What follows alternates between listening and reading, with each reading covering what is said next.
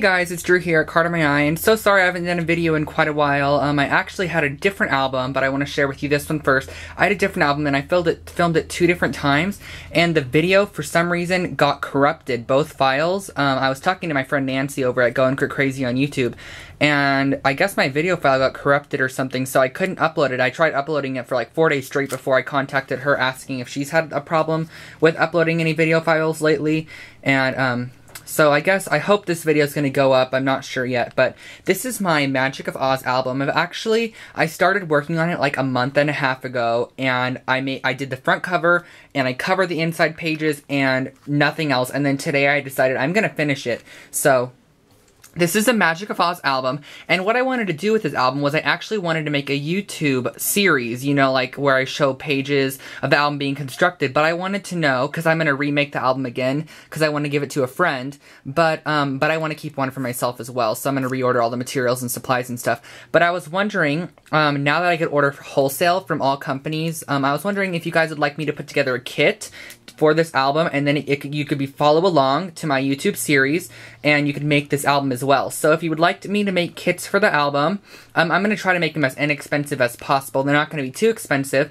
Just leave a comment below, and I will see how many people would like a kit for the album. Again, this is using the Magic of Oz paper line by Graphic 45. It's a brand new one, and the album is constructed of a policy envelope album. I picked this up at Archivers when I went to Chicago, CHA. I live in California, so that was quite a ride. I was actually with Nancy when I got this at Archivers, since we don't have an Archivers over here at in the West Coast. So this is the album that I made. Again, using the policy album envelope. And a little closure, I added this little key from our Etsy shop at discountcharms.etsy.com. I'll put the link below. And it has a string. This comes on your album, and it just opens up like this, and you have this extra long string to keep your album shut.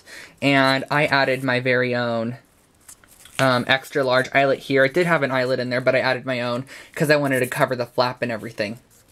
So the front page of the album is basically covered with this green cardstock, or the green pattern paper here, if you can kind of see that pattern back in there. Let me see if that will focus.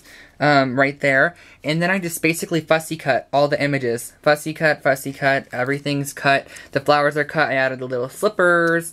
And as you can see, it kind of looks like there's, this is more far back and these flowers are more up close due to the sizing of the flowers, and then the Magic of Oz title up here.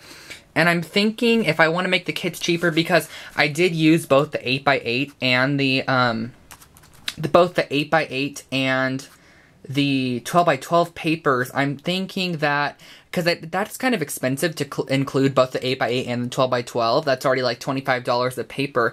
So I think I maybe just gonna remake the album during the YouTube series just using the 12x12, because this image here was cut out of the 8x8, and so was this little image. And those were the only 2 images cut out of the 8x8, this full length here. So I'm thinking maybe I'll reconstruct it and kind of piece together some images or something.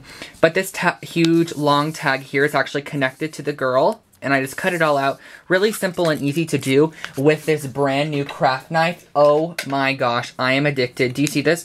I accidentally broke the tip off mine. It's more pointier, a bit more pointier, but I broke it off a little bit. But can you see the blade on there?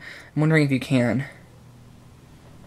But this is amazing. It's by Ingvild Bulme. It's from Prima. And I actually have these for sale on my Scrappy Happiness Etsy shop. I'll link it below. I'll link it directly to this item in the description below. But these are amazing. I am loving this. They are so comfortable to hold, like amazingly awesome. And she also does have the distressing tool if you like to do distress work on your albums. So you might want to check that out in my shop as well.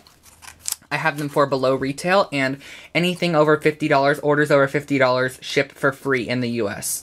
So let's get back to the album now. I cut the banner out, really fun to do, and I just kind of cut out this hill shape because I wanted to put the Wicked Witch's feet underneath it, as if she's under a hill. I know I didn't really add a house there, but I just put them there. I needed something to fill up that area, and I added a couple of flowers here, and Glinda, the Good Witch, and then there's like a little ghost popping up back there, if you could see him back there. And yeah, so that's basically the cover.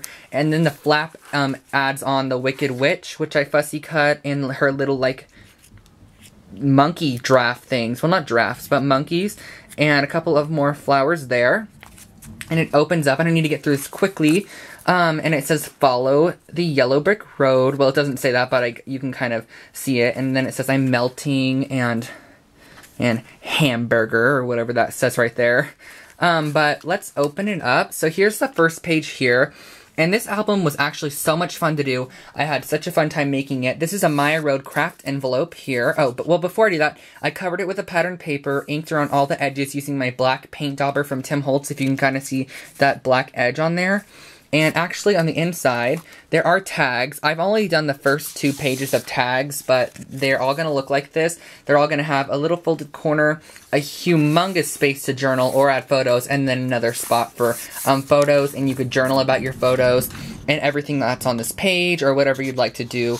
And then this will just simply slip right back into your envelope here. So it adds tons of room for photo space inside of here, and it's just a great way to add more embellishments and pretty stuff on the front and add your photos and stuff on the inside. So this little Maya Road envelope has yet to have anything in it. I'm going to add some stuff. Then I cut out some of these, and in your kit you're going to receive the full pack of chip pieces if we do go with the kits. And I only adhered the envelope down on these 3 sides. That way I could slip in a couple tags. This tag here, which is just, looks like this, general tag shape. And I just added on one of the chip pieces up there. Let me fix this handle thingy. And this is a little Magic of Oz tag, which you could add a photo back here. And a little craft doily from Maya Road, which you could add maybe some journaling back here, a photo here. You could even add a round photo right in like that round space, and it can have like that really pretty doily edge along those edges. And those just slip right behind that photo mat, just like that. And I apologize for the lighting if it's not as bright. I'm kind of filming this towards nighttime, so that may be why. And then I added on this little sort of advertisement clipping from the paper line, and it has a little scarecrow right there. And then I added on a ghost that I fussy cut, and a chip piece, which is this flower, and a rose that you're gonna get in your kit if we do the kits, and a little bow here. And this is perfect to add a photo on. And of course, I'll make sure to share with you guys the finished album with photos once I get them in here. But this is all lifted up, so I could slide photos underneath as well as this. As you can see, it lifts up. So then I just added on this little image just to kind of fill up that general space over here. And I flipped the page, and I have another one of those tags here. I'm just going to share with you this one as well. But they're all going to look the same with that folded over corner. I love it. It's stapled on there.